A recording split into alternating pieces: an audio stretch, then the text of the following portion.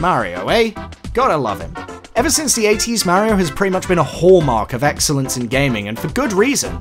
Almost every title his mug adorns is good. Sure, you can argue that some are less imaginative than others, or maybe certain entries aren't to your personal tastes, but regardless, it's near universally accepted that the iconic red hat and blue overalls are always a sure sign of a polished, high-quality product. Unless that product's the PC 8801 port of Super Mario Bros. Or Mario Bros. For the Atari 2600. Or literally any of the edutainment games, pick one, they're all terrible. Or, okay, maybe the quality of Mario isn't as ubiquitous as we thought, but have you noticed a running theme throughout all of those games? None of them were directly developed by Nintendo themselves. It appears as if only the Big N have the secret sauce on developing the Mario franchise, and anyone else who dares try is cursed to end up with a mediocre at best finished... sorry, 1 second. Shh, it's okay, you don't count. A mediocre at best finished result, but no instance of this is quite as notorious as Philips and Fantasy Factory's Hotel Mario. Often called the worst Mario game ever made, Hotel Mario was released to the Philips CDI, a failed home entertainment system, in 1994. It's weird because despite the reputation that the internet has given to this entry of the series, it wasn't always seen this way.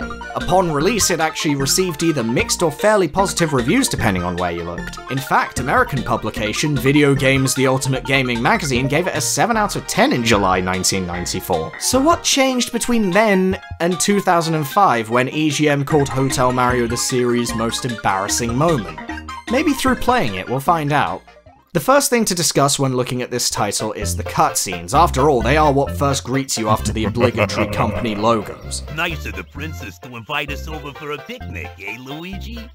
I hope she made lots of spaghetti. It's almost redundant for me to talk about these clips, you know? The source material for thousands of YouTube poops, the meme that keeps on giving. Heck, it even came back for another round earlier this year. I can guarantee you nobody would have even heard of Quebec Gamers if it weren't for these clips, but they've been re-downloaded and remixed so many times that they're utterly entrenched within internet culture as a whole.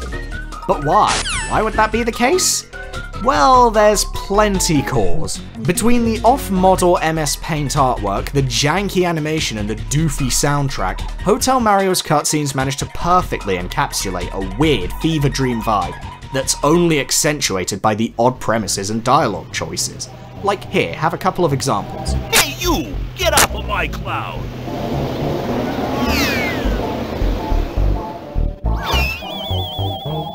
It's been one of those days. Haha, here's the problem. Too many toasters. You know what they say, all toasters toast toast.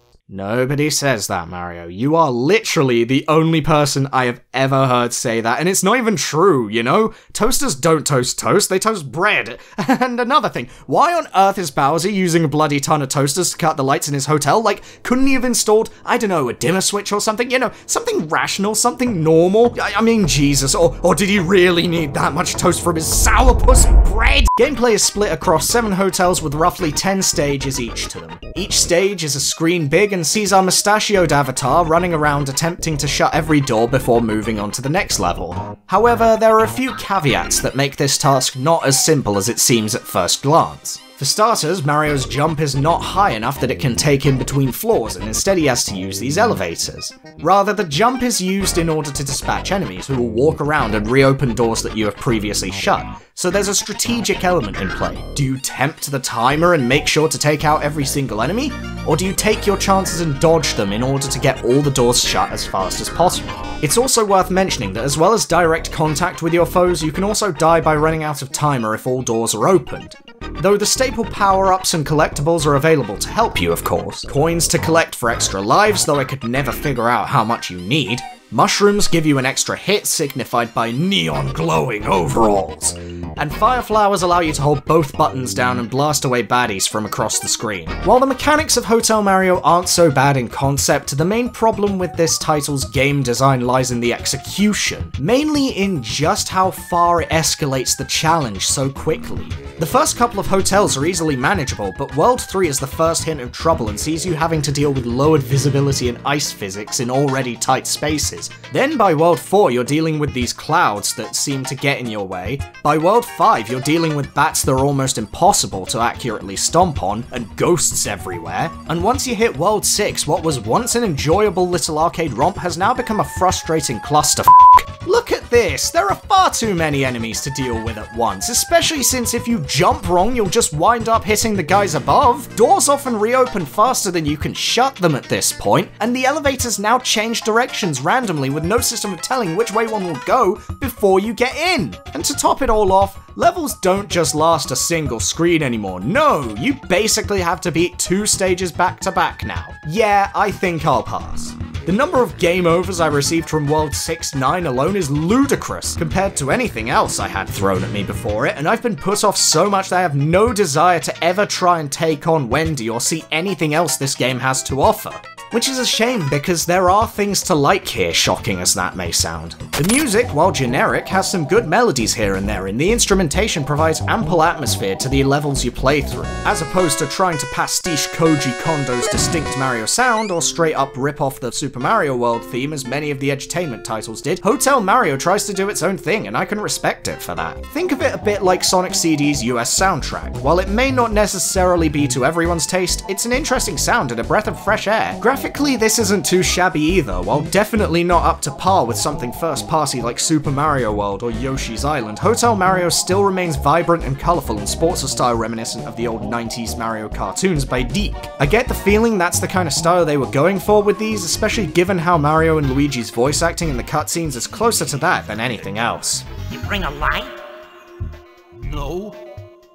You didn't tell me you were bringing a secret weapon, Luigi. That's Mama Luigi to you, Mario!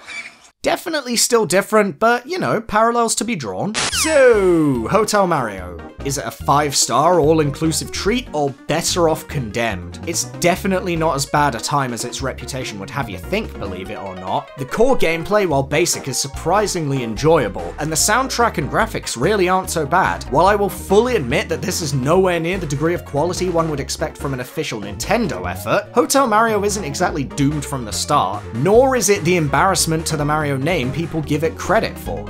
Even the cutscenes can be kinda charming if you look at them through the right lens. However, this game is ruined by its own hubris. Even if you find yourself enjoying it in the beginning as I did, it will grind you down with how rapidly it becomes an extremely annoying slog. You know how in Dark Souls or Getting Over It can really test your patience and piss you off, but the feeling of satisfaction when you do succeed is so distilled that you just want to power through anyway? This just isn't fun enough or satisfying for you to ever get that feeling. You just get a headache. Hotel Mario was close to the mark, but in the end, it takes it all too far and ends up shooting itself in the foot.